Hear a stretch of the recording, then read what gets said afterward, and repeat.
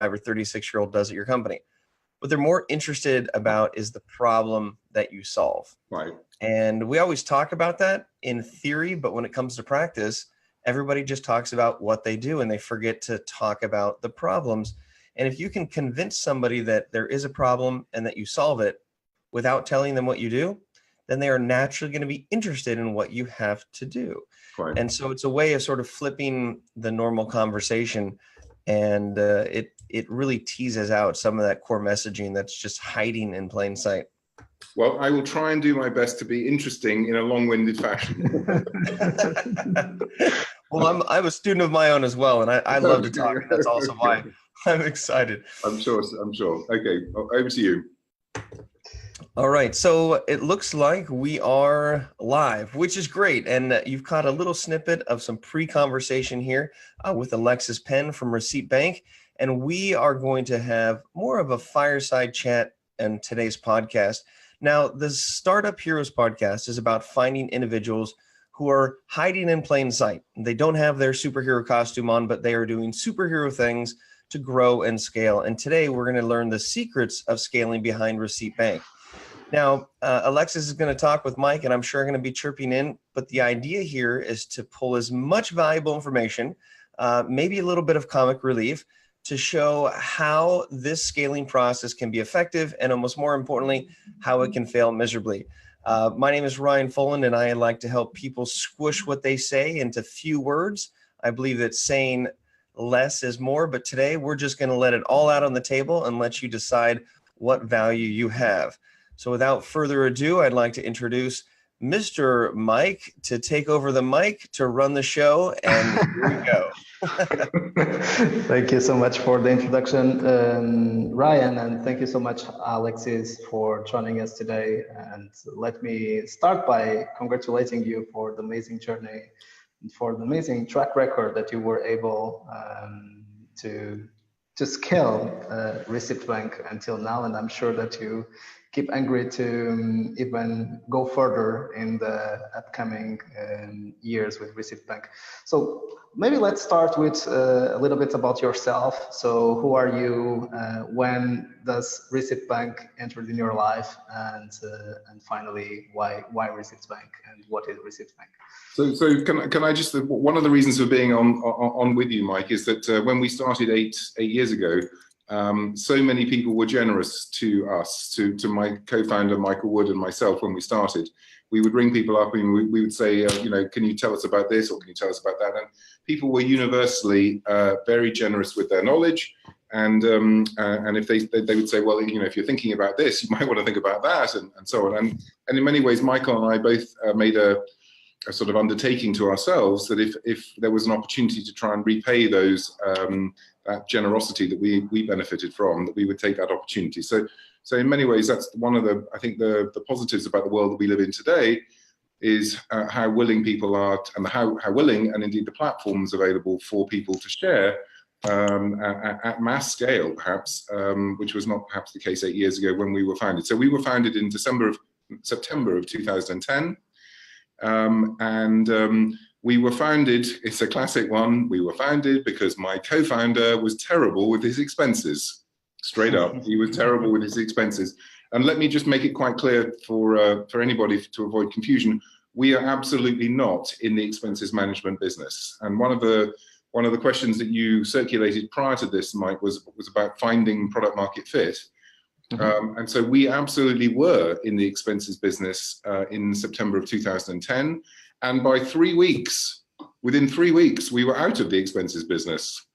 We rang, I knew a lot of accountants. My previous business was an investment business, and we sold investment products to high net worth individuals, guess what? Through their accountants. So I knew lots and lots of accountants, and I rang them up and I said, we've got this wonderful, wonderful expenses management solution. It's going to be just great. Your clients are going to love it. You're going to love it. It's going to be awesome. And they all said, that's great, but what we actually want to buy is something quite different. What we want to buy is productivity for all of the costs of a small business. So the invoices, the credit notes, and of course, the employee receipts. And we said, no, you don't understand. We have a strategy. We have a plan. We are not going to get deflected. You know, we're not going to pivot. We know what we're doing. We have a strategy. And after 3 weeks of being consistently told no, obviously, clearly one of my issues is I can't handle rejection. So we changed our mind. We pivoted, and we pivoted in the direction to facilitate all of the costs of small businesses. And it took us about 2 years. Ryan was talking about finding fewer words. One of the things we were challenging ourselves to do was to try and find the sort of trade show first sentence. Receipt Bank is a world leader in blank, full stop. And we could never find the blank. It took us 2 years. It was 2 years to find that blank. And finally, we came up with, and it fits, bookkeeping productivity.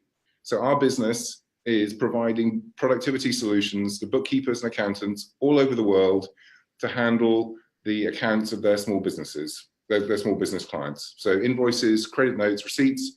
And if you are a bookkeeper or an accountant providing bookkeeping services and you use Receipt Bank, you should be anywhere between 3, 4, 5 or more times more productive.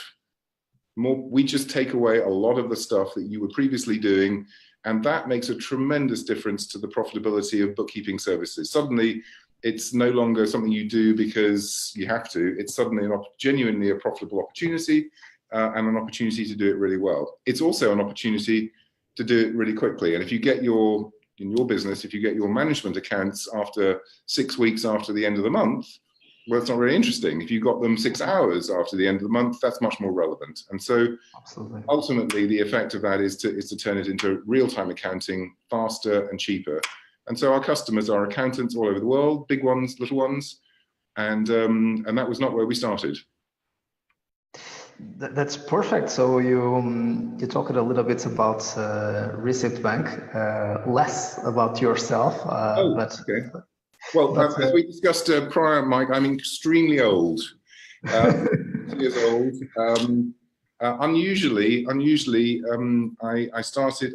I had worked. It's interesting that we should be in the business of bookkeeping productivity. My very first job was selling rock guitar loudspeakers around North America. A company called Celestion Loudspeakers.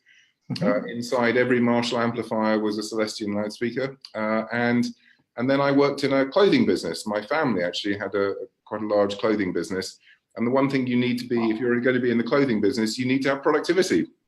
And so in many ways, it's one of those classic Steve Jobs Stanford commencement speeches, which is, everything is relevant. You just don't quite know when. And I thought that the factory productivity narrative was long, long gone.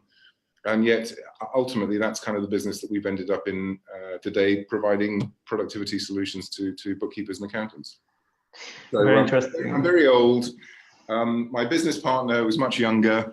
Much more visionary, but I'm the one with the sense of humor. So how does that sound?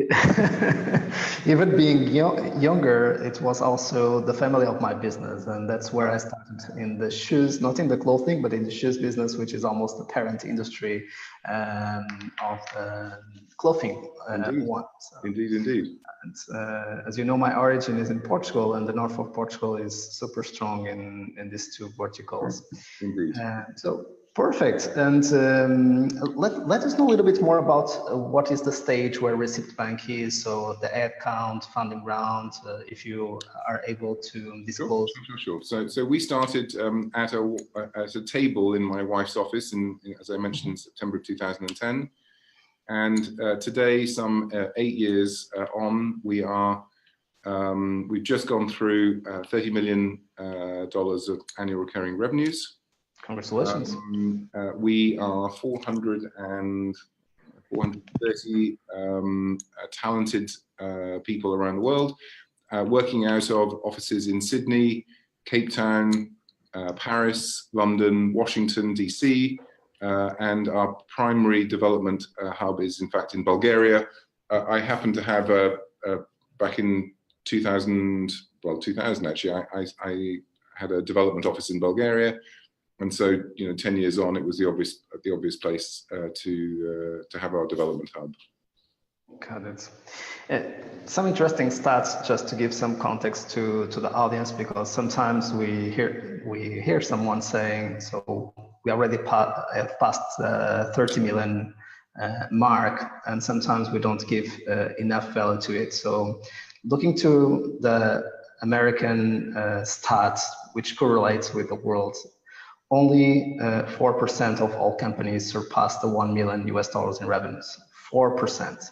0.4% the 10 million, and 0.0198% the 100 million. And if we look to the first or to the Fortune 1000, it's 1.8 billion plus, and the Fortune 500, 5 billion plus. So of course, if we look to the global Fortune 500, 23B plus. So we see how difficult it is to start up a business, but how even more difficult it is to scale a business. And really going through the 1 million, the 10 million, and you are now at the 30 million stage, looking to, I imagine, to the 100 million milestone. And let's see if you still want to keep scaling it to the 1B and get to the special group of the Fortune 1000.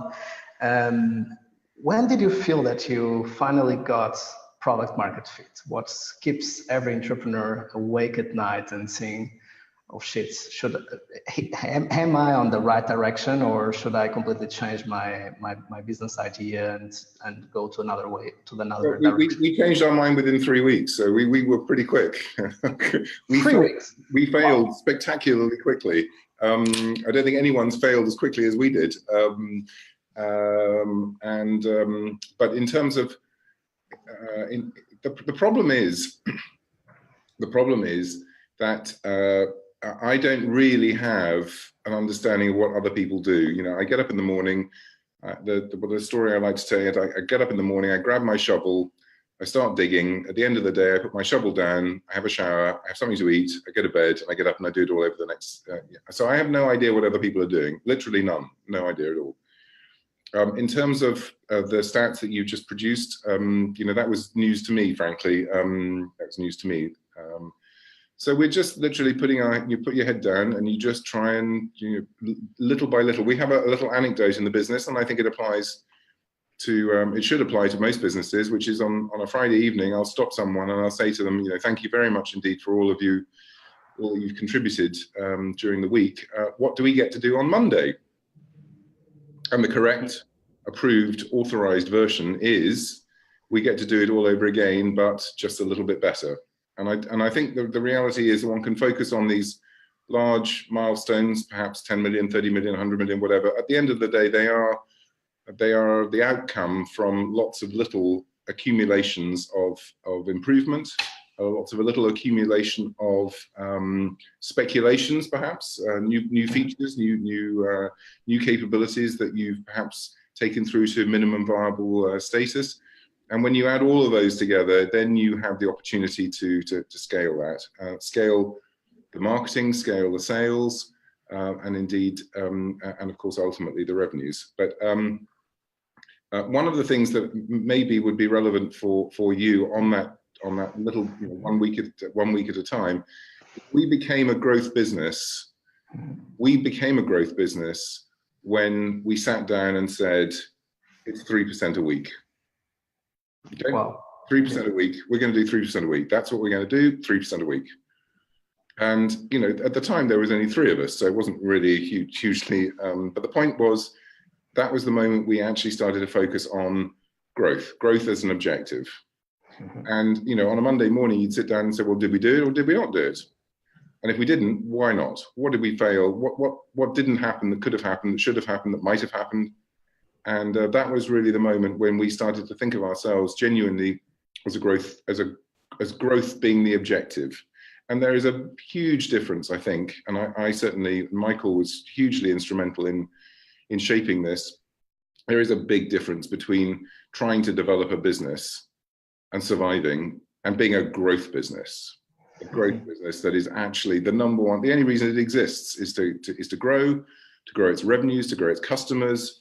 And for us, that was, you know, nothing else matters except growth. And that's pretty cool. That's pretty fundamental to pretty much everything that we'll talk about today, is predicated on our ability to grow. If you are, as a management team, as a group of individuals, you are focusing purely on the product, you're not really focusing on the key thing. The reason why you're going to be interesting is because you can grow. Everything else is fixable. All of the metrics, people will say, oh, well, your CAC to LTV ratio has got to be this, and your CAC recovery has got to be that, and wouldn't it be nice if you could do this and that and the other? And all of that's definitely true. That's definitely true. But growth gives you the time to fix all of that. All of these things are fixable. And if you are growing, you can raise money. And by the way, one of the things we didn't know was how to raise money. We didn't know when to raise money. Having had 3 weeks when we couldn't handle rejection, we had 3 years when we couldn't handle the prospect of fundraising, because we could be more beautiful tomorrow. We would be more fundable. Nobody would say no, because we were going to be so irresistible. And so we delayed and we delayed and we delayed and we bootstrapped and we agonized. And that was probably a good thing, by the way. There are definitely virtues in having no money. But we probably waited just a little bit too long. It would have been better to have done that, and not to have been quite so Puritan regarding our fundability, and much better to actually get out there and talk to people about funding. And if they didn't want to do it, give us the reasons why they didn't want to do it, and then build on that.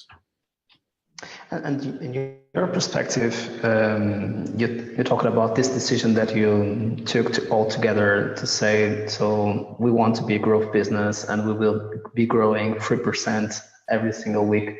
So do you believe that high growth businesses create growth or react to growth? So they surf the wave, or they create the wave so they can surf? Well, probably it's a bit of both. But I'm sure there are plenty of potentially very successful businesses that don't set out with the objective of growth. In which case, guess what? If you don't set out with that objective, it's unlikely. We're in the business-to-business sector. It's possible, with the B2C, that you can get something that goes viral, and actually you have really no control.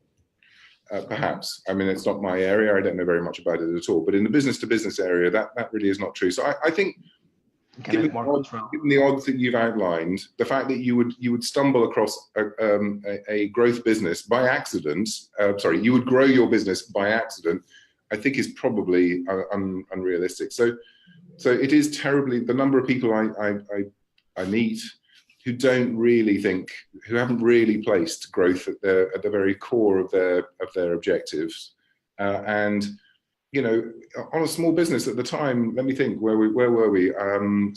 Let's say March 2013. We were doing I don't know, £11,000 a month. 5 years ago, we were doing, in March of 2000, and in fact, actually. One of our very first employees has just left, and I gave him a thank you present, and it just says thank you, 150k to 24 million, so 150,000 to 24 million pounds in whatever. I hope he treasures. I treasure our memories. But this is a very unusual set of numbers to give to someone. He joined us, I think, in March of 2012-13, and our annual recurring revenues were at that time £150,000, and when he left, it was 24 million. So it's like pretty amazing. And that's a very good point to move for the next subject or next topic, which is really about building the team, and in your case, building the leadership team, of course, and doing the transition from leading a founding team with a bunch of helpers, and until the moment is to start having team of teams and functions and the proper leadership team. So what was the most difficult positions you to fill in? What was the most difficult transitions to go from founding team to leadership team? And I would assume from the 1 million to 10 million, you should have had a lot of pain related with building the leadership team. So we are a global business. We were a global business from day one. Bizarrely, our first overseas subsidiary was actually in New Zealand, which is about as uncomfortable a place. The communication, the window of communication is almost nil. So we've been a global business which produces all kinds of different challenges in terms of process, in terms of systems, and so on. But specifically in relating to leadership, on day one, or rather probably for the first 3 or 4 years, we were a sales organization. Fundamentally, it was all about sales. So my involvement in sales, the sales director's involvement in sales, and the proportion of people that we had who were involved in direct customer interactions was, I don't know, 95%. I don't actually know the number, but it's very, very high. Today, of course, our finance function is probably, our global finance function is probably larger than our sales team was back in March of 2013. And so the expansion of different support functions, systems, security, infrastructure, we've now got more people working in our London office, facilitating the office than we did, when we started the business. But specifically in relation to the leadership team, we have been lucky. People want to join growth businesses, and so recruiting talented people has been we've been, I think, remarkably lucky. Our CMO Eric Eden joined us. He's based in Washington, and he was the CMO at Cvent, which is the world's largest event organizing software. And he went on a sort of 10-year journey with them from pretty much not quite startup, but certainly very early days through to IPO and a little bit beyond. And so we have been able to attract an outstanding head of product, outstanding CTO.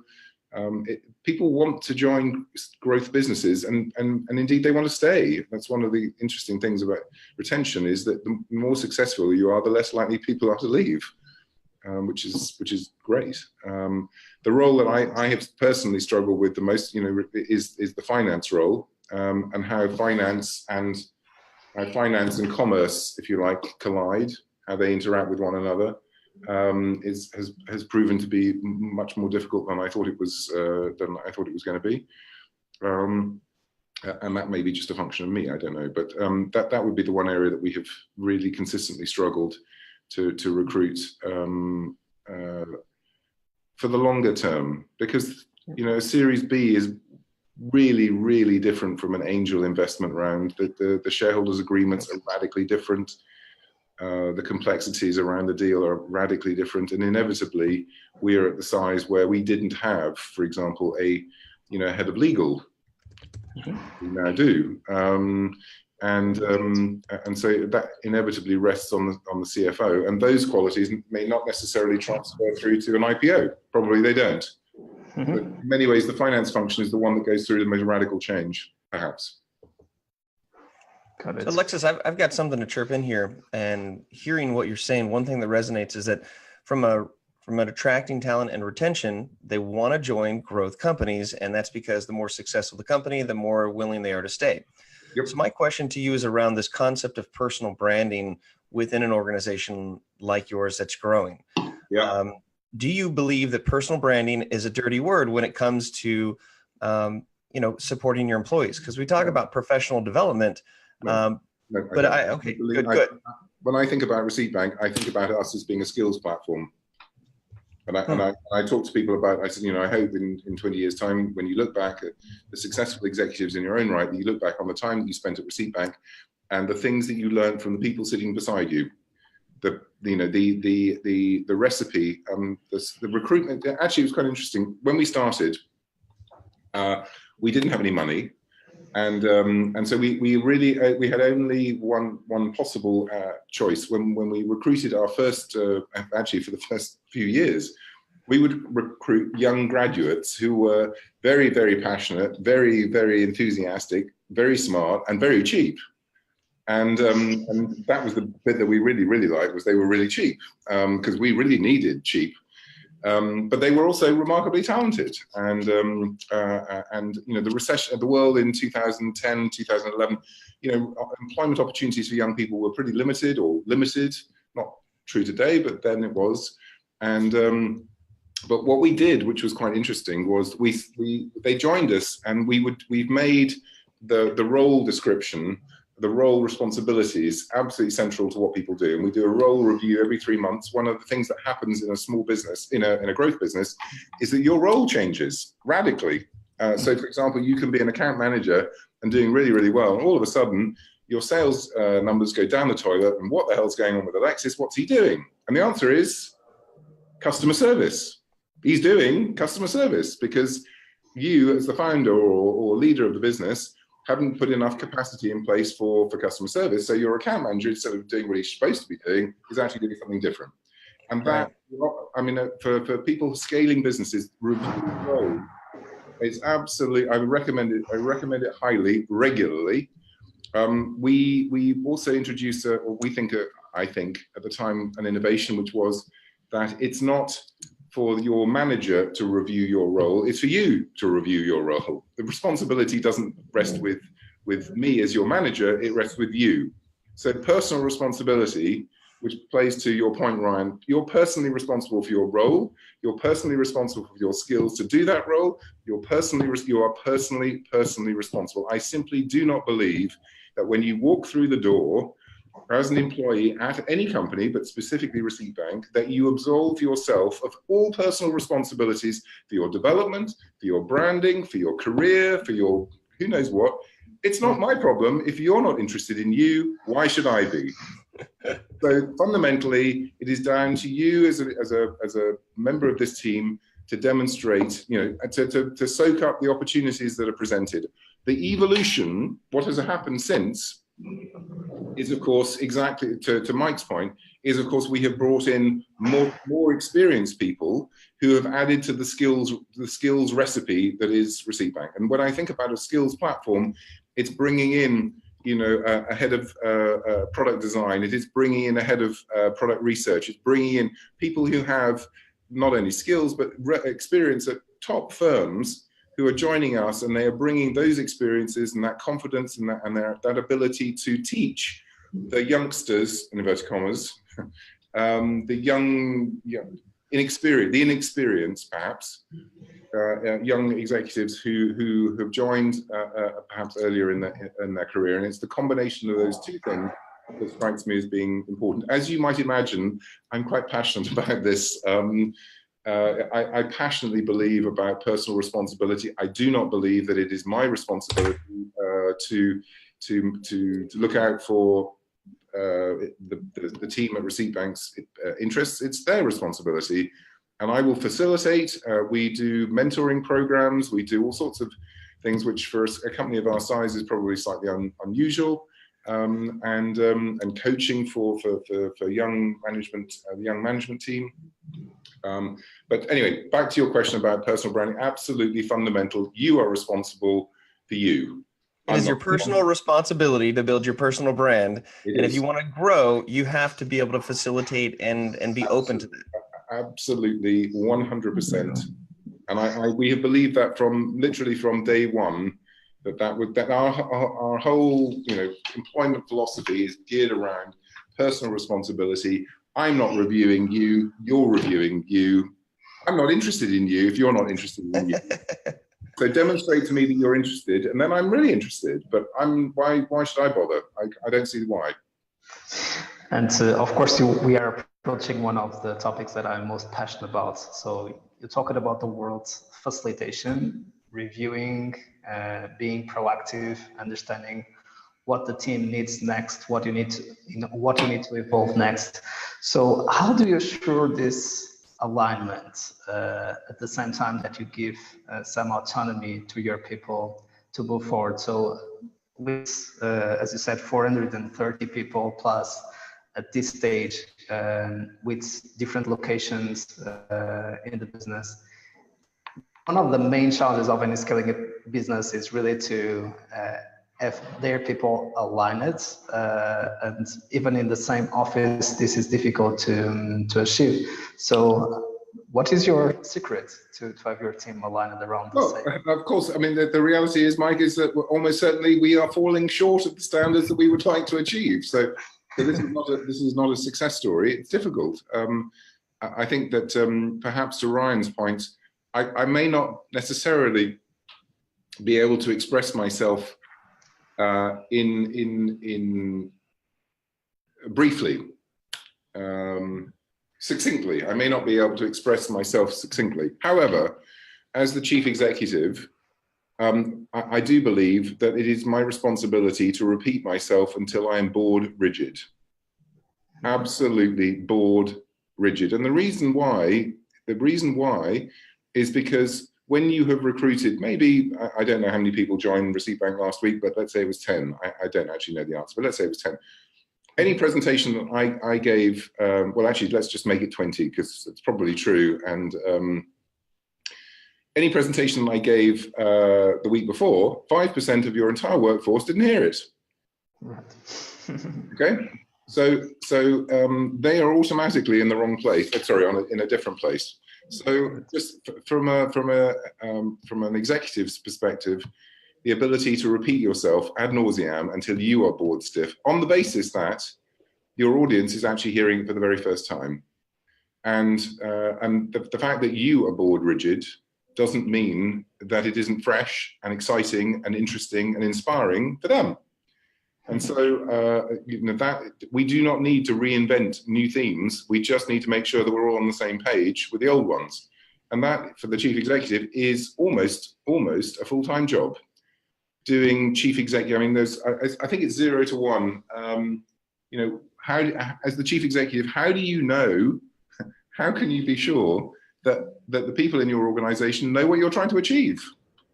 Well, unless you actually specifically go out and tell them, you can't. So you have to do, you know, quarterly, whatever it is, presentations to the new members of the team, saying this is the journey that we're on. This is, you know, our investors. This is what we sold them. This is what they bought. They provided the funds to go on this journey, and this is what the journey looks like. And when you're contributing your energy and your imagination, this is the goal that we're trying to achieve. So if you're doing something else, you're in the wrong place. I'm not sure I've really answered your question. It's difficult. Of course, it's very difficult. I have absolutely no doubt at all. Sitting here, I can fool myself into believing that we have somehow mastered this. I can assure you we haven't. It just requires relentless consistency. I don't believe there is any other way of doing this other than relentless consistency, and not resisting the temptation to try and come up with something new that's going to be exciting. I'm not really a believer in excitement. I'm a believer in satisfaction. I'm a believer in a challenge.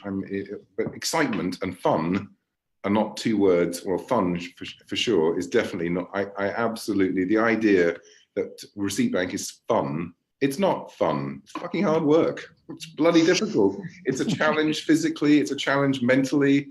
You know, it pushes you to the bloody envelope, the edges of the envelope. In some cases beyond. It sure as hell ain't fun. Right. Yeah, it's a very good parallel with the methodology that we were discussing before we started the show, the Scaling Up framework, which helps teams really to be focused on what is the #1 priority, what is the long-term vision, and what we need to do in the upcoming quarter to get closer to this long-term vision. And having the right people on the right seats, that's the second most important decision that we need to review every quarter. As you said, we need to always be evaluating the organizational design behind the organization and moving people from one seat to another and bringing in new people. And I think that now we are discussing. By the way, Mike, can I just one thing? And getting rid of other people. I'm sorry. This is almost more. Well, it's not more important, but when you are growing, and if I look back over the last however many, whatever. In fact, actually, over my career, the one thing that I have regretted consistently, and not just in this industry but other industries, is that I didn't get rid of people when every bone in my body was saying that I should. I didn't. I bottle it. I didn't know how to do that. I didn't know how to replace them. I didn't, who knows what. And my regrets are often around that. And what I would say to your audience is that, you know, if you in your bones you feel that somebody is not right in their role, no matter how many years they may have been working very successfully, do it. Perfect. Ask them to leave. Ask them to, you know, consciously uncouple. It's not saying you're an idiot, not saying you're in any way dishonest or whatever. And this idea of firing someone is much too extreme. What we're talking about here is just recognizing that the organization's requirements are going in this direction, and the skills and bandwidth of the individual is somehow static. And so in many ways they're being left behind. And so it's better to recognize that rather than to try and pretend that they're somehow going to catch up, because they won't. Absolutely. So getting back to the 4 axes, so strategy, being focused on your number 1 priority, as Alexis was saying, repetition. I think that's a great summary. And don't try to create even more noise and get excited about new things. This is a very good one. Thank you so much for bringing it to the audience. The second one, ensuring that you have the right people on the right seats from one stage to another. The third is execution, and as Alexis were saying, is how do we assure that we get people excited or satisfied, but at the same time focused on the same thing, which is a kind of a boring thing, but is the most important, and it's a paradox. And finally, as you said, also cash. So that's the 4th component of the methodology. And usually you need to raise when you don't need to. So it's really an option to grow quicker, and when your unit economics completely work, and you could have run your business in a sustainable way without funding at all. I would say not in all cases, but in some cases, absolutely. So very good summary about some of the main lessons to scale a business. But I would not like to wrap up this episode before looking to the future. So what is the ambition? What keeps you coming to business and coming to office every single week, as you say, to grow another 3%? Well, I'm delighted. I would be delighted if we were growing at 3% a week today. Sadly, that is not the case, sadly that is not the case. Interestingly enough, part of it, I mean, it's not the case. Part of it is that just the amounts of capital that we would require to do so would be absolutely enormous. So there is an element of that. As well. You know, when you were talking about the number of firms that get to say $100 million. You know, when we raised the Series B with Insight Ventures in New York, that was the journey that we committed ourselves to. I committed myself in terms of, you know, my future.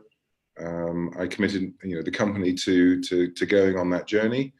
And to go from where we are today, from say $30 million to $100 million, and you know, realistically, whether it's 3% a week or whatever, you know, it is not unreasonable to believe we've got 4 or 5 years worth of history behind us to believe that we will be at the $50 to $60 million range, you know, in the next 12 months. Now, if it's 12 or 14 months, it's not the end of the world. It could be 11. And then of course, once you're at 60, frankly, blink and you're almost at 100. So, you know, there's an awful lot that can go wrong. There's an awful lot that we need to get right. But in terms of where we are positioned, that's the journey that I signed up for personally. That was the journey, and this is when I talked about sort of risk profile. You know, it's a risk. You know, it's to go on that journey is, you can fail. And you can fail quite spectacularly. So, you know, that's what gets me out of bed in the morning. I would also say that one of the things that has evolved, which I had not expected, you know, even a year or maybe 2 years ago, is the opportunity to work with very smart people I learn from. It's like, oh wow. So for however many years inside this business, I've been teaching other people, and suddenly you recruit all these other people, and suddenly they come in and buy me. I didn't know that. Well, that's a good way of doing it. So, so it's definitely about the learnings. But one of the things I would say, we were talking a little bit about personal brands. We were talking a little bit about skills. We were talking about staffing, or whatever. It's terribly, terribly important. It's all about a journey. There is no such thing as success. There's no such thing as a destination. There might be a direction, but it's all about a journey. And when you're a young person, perhaps working in a startup, the most important thing is, in terms of your completing the tasks and the role that you've got, is to be confident that your role is going to expand, that it's going to evolve, and that you're going on a journey that does inevitably take in economic rewards, albeit that's not the primary reason why people are interested.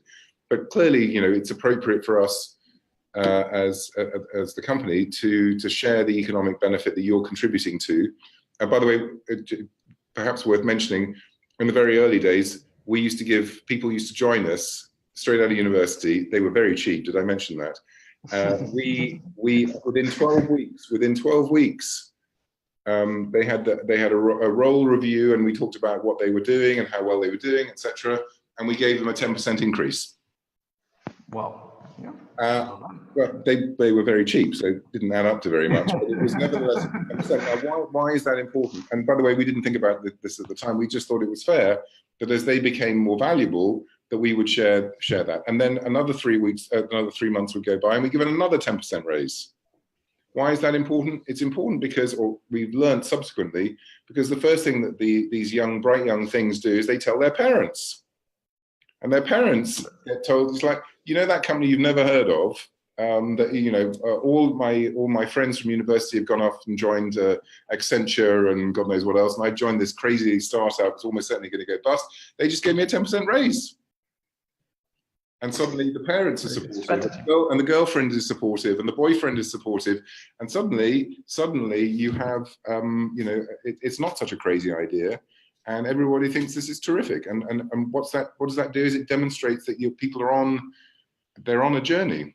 They're on a journey of skills, and they're on a journey of learning, and they're on an economic journey as well. And it's not the absolute amounts; it's actually the fact that people are not being ignored, that their value is being recognised consistently, and so on. So I'm personally, that's one of the things accidentally I'm proud of. Just a quick follow-on on the journey that you said that you committed to the 100 million ARR.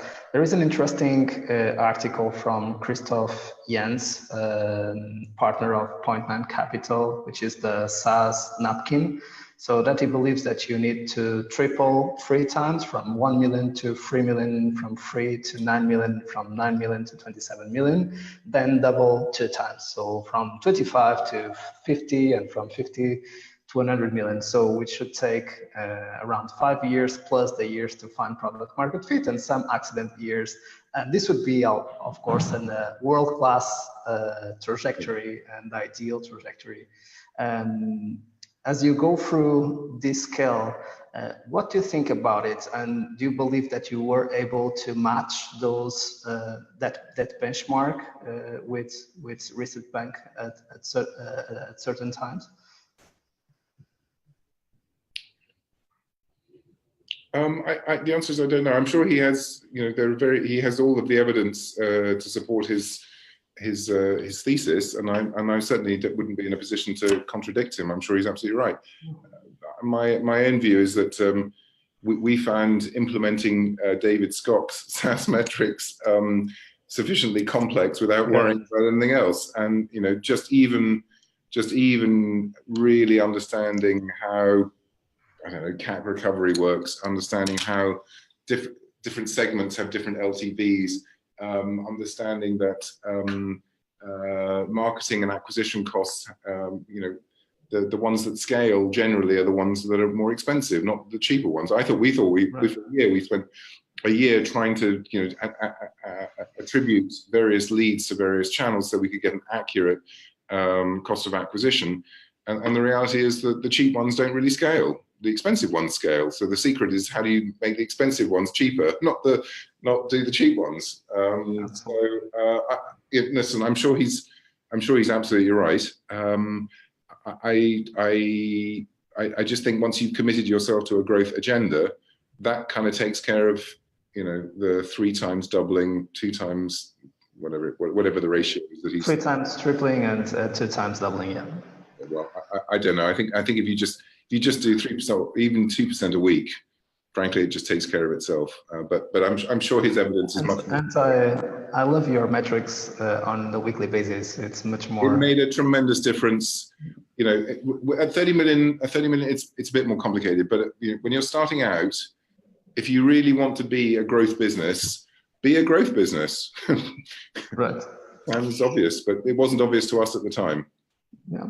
So we want to respect your time, and there is so much more to cover, and it's impossible to cover it all.